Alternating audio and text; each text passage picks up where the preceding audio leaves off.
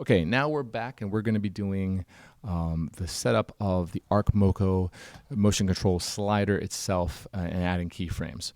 So here, first thing we're going to do is I can click on this little button here and it will give me axes control.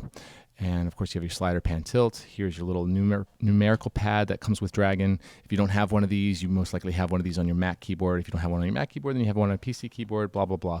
Anyway, the fun part about this is this will allow you to have greater control over your Dragon Ditto Gear motion control device, whereas if you were just entering numbers, you're guessing. This will actually give you a precise control on the fly. As you see, we have the delete key as a backspace. You can select your different axes, 1 through 8. 9, of course, is the next axis group. Jog your axis.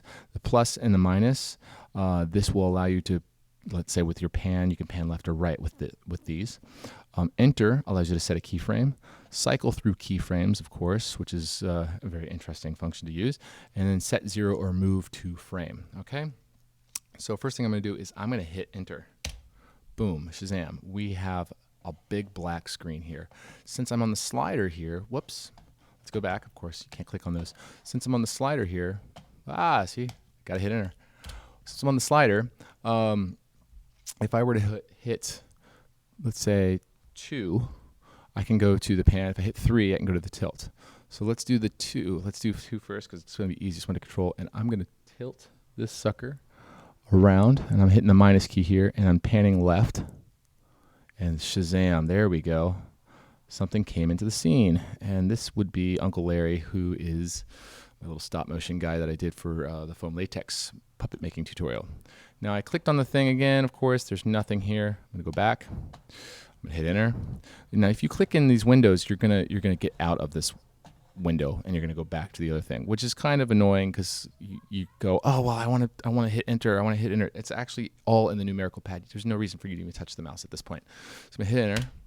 I'm gonna go to 2 again, or actually I'm gonna go to 3, and I'm gonna go down. I'm gonna center Uncle Larry up a little bit here, and you see I have the little Ditto Gear Omni Slider tail piece right there.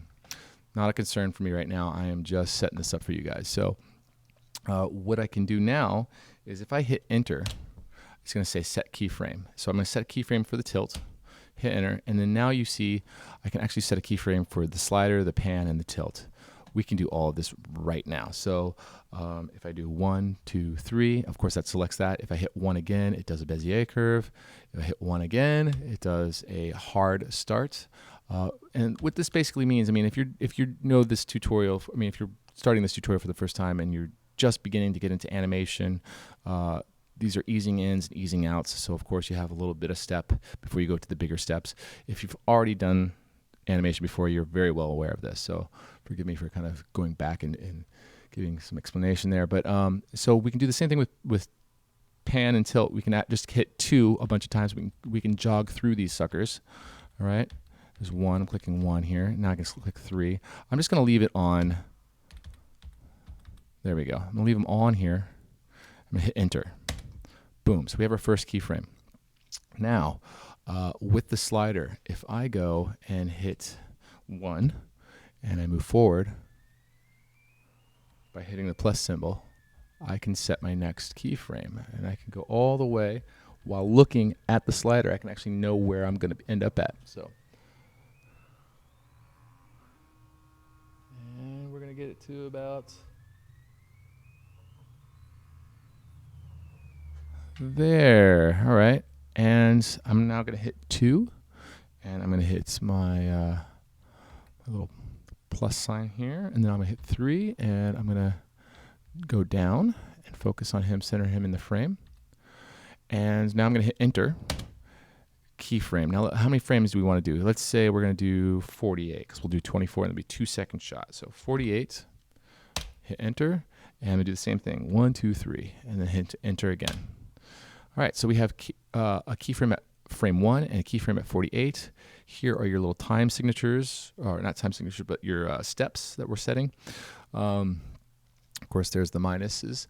And now to get out of this window, I'm just going to click. So there we are. Oh, what is this? So now we have our graph editor. Now, with this, before we go any further, why don't we set up a preview of what we had just done? So to do this, we're going to have to go here, move the motors to the ready and to capture, and we click slider, pan, and tilt, and it will take us to home, or technically zeroed out position.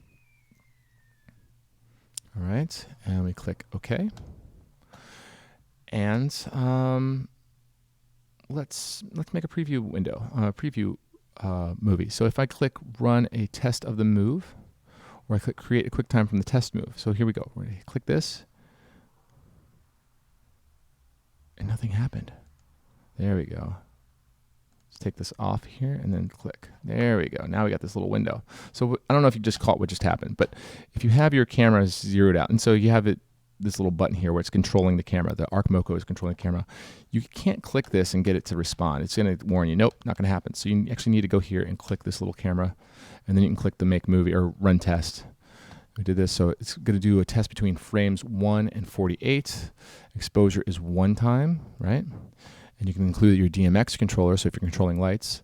The settle time is going to be 0.5, which is not the settle time of the slider, pan, or tilt that we had set up in here, because this is just a test run. So we might get a little jog, we might get a little shake, but just for a test run, it's okay. So I'm going to hit OK, and it's going to run through all these different frames. So the actual Arc MoCo controller is controlling the Ditto Gear Omni slider and pan tilt head. And as it does it, you can see where it's going through the different line graph, and then your playhead is moving along through the frames. And up in your upper right-hand corner, you're seeing the actual live preview of the Omni slider as it goes through. And the great thing about this is if you're working at a studio or even just by yourself, and you needed to know exactly the timing of your playback, this is going to give it to you. So,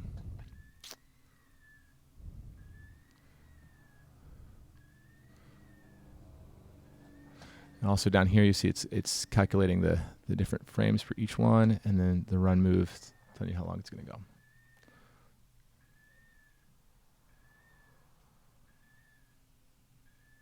Now it's easing in.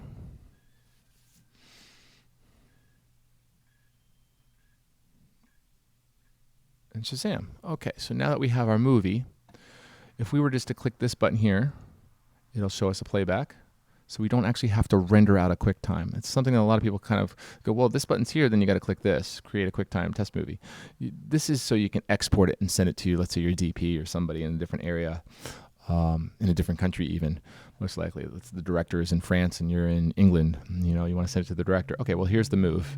You know, create the QuickTime and send it to him. So anyway, now we got the playback, and it's pretty smooth. You know. All right, so for right now, let's call it a moment and take a break, and we will be back in the next video. I will show you how to deal with all the other functions within this Arc MoCo controller.